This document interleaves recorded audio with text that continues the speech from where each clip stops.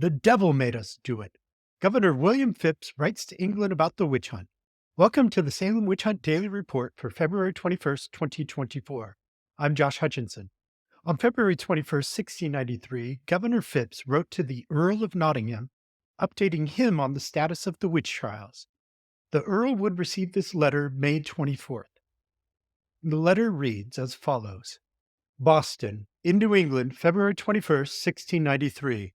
Sir, by the captain of the Samuel and Henry, I gave an account that at my arrival here I found the prisons full of people committed upon suspicion of witchcraft, and that continually complaints were made to me that many persons were grievously tormented by witches, and that they cried out upon several persons by name as the cause of their torments. The number of these complaints increasing every day, by advice of the lieutenant governor and the council, I gave a commission of Oyer and Terminer to try the suspected witches, and at that time the generality of the people represented to me as real witchcraft, and gave very strange instances of the same. The first in commission was the lieutenant governor, and the rest persons of the best prudence and figure that could then be pitched upon, and I depended upon the court for a right method of proceeding in cases of witchcraft. At that time, I went to command the army at the eastern part of the province, for the French and Indians had made an attack upon some of our frontier towns.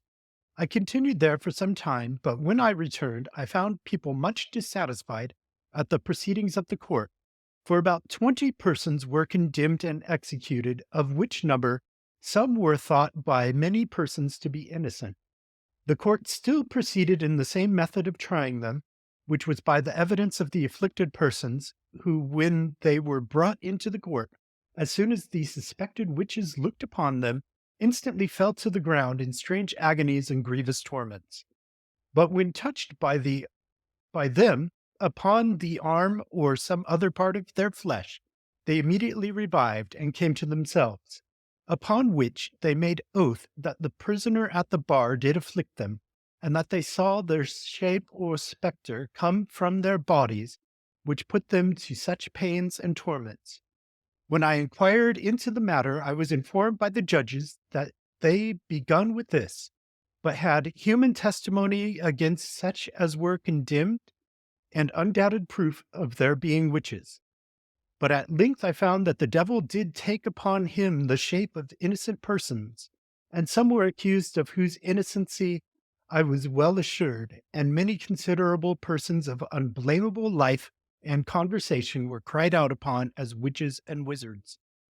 The deputy governor, notwithstanding, persisted vigorously in the same method, to the great dissatisfaction and disturbance of the people, until I put an end to the court and stopped the proceedings, which I did because I saw many innocent persons might otherwise perish, and at that time I thought it my duty to give an account thereof, that their majesties' pleasure might be signified, hoping that for the better ordering thereof the judges learned in the law in England might give such rules and directions as have been practiced in England for proceedings in so difficult and so nice a point. When I put an end to the court, there were at least 50 persons in prison in great misery by reason of the extreme cold and their poverty, most of them having only spectre evidence against them, and their minimuses being defective. I caused some of them to be let out upon bail, and put the judges upon considering of a way to relieve others and prevent them from perishing in prison, upon which some of them were convinced and acknowledged that their former proceedings were too violent, and not grounded upon a right foundation, but that if they might sit again, they would proceed after another method. And whereas Mr. Increase Mather and several other divines did give it as their judgment that the devil might afflict in the shape of an innocent person, and that the look and touch of the suspected persons was not sufficient proof against them, these things had not the same stress laid upon them as before. And upon this consideration I permitted a special superior court to be held at Salem in the county of Essex on the 3rd day of January, the lieutenant governor being chief judge. Their method of proceeding being altered, all that were brought to trial, to the number of 52, were cleared saving 3, and I was informed by the king's attorney general that some of the cleared and the condemned were under the same circumstances, or that there was the same reason to clear the three condemned as the rest according to his judgment. The deputy governor signed a warrant for their speedy execution and also of 5 others who were condemned at the former court of Oyer and Terminer. But considering how the matter had been managed, I sent a reprieve whereby the execution was stopped until their majesties' pleasure be signified and declared. The lieutenant governor upon this occasion was enraged and filled with passionate anger, and refused to sit upon the bench in a superior court, then held at Charlestown. And indeed hath from the beginning hurried on these matters with great precipitancy, and by his warrant hath caused the estates, goods, and chattels of the executed to be seized and disposed of without my knowledge or consent. The stop put to the first method of proceedings hath dissipated the black cloud that threatened this province with destruction. For whereas this delusion of the devil did spread, and its dismal effects touched the lives and estates of many of their majesties' subjects, and the reputation of some of the principal persons here, and indeed unhappily clogged and interrupted their majesties' affairs, which hath been a great vexation to me, I have no complaints, but people's minds before divided and distracted by differing opinions concerning this matter are now well composed.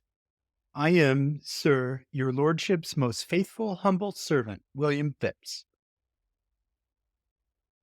I want to mention a couple of things about this letter. A, Governor Phips was not away from Boston for the entire witch hunt, or even during the court sessions held June through September 1692. He was actually home for much of that time. But he had used this excuse in an October letter to the Privy Council, and he was sticking to it. B, notice how he shifts blame. Not only does he blame his lieutenant governor for the whole thing, he also blames that steadfast old scapegoat, the devil himself.